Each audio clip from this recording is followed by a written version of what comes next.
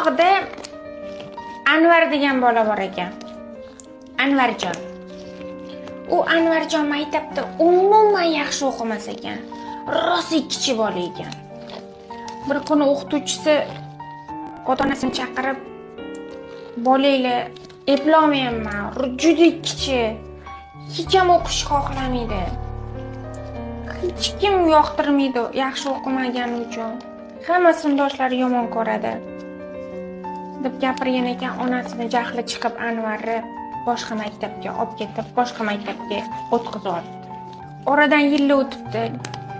Haligi o'qituvchi juda og'ir kasallikka duchor bo'ldi.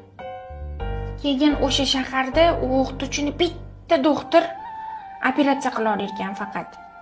Malakali doktor ekan. O'sha doktor topishibdi. O'sha o'qituvchini operatsiya qildi haligi doktor. Operatsiya juda ham yaxshi o'tibdi. O'qituvchi o'ziga keldi. O'qituvchi ko'zini ochib, haligi doktorga rahmat aytaman desa, o'qituvchini joni uzilibdi. O'lib qopti o'sha yerda. Rahmat aytaman deb. Anvarjon o'sha больницada farrosh bo'lib ishlayotgan ekan. Palisosda ishlataman deb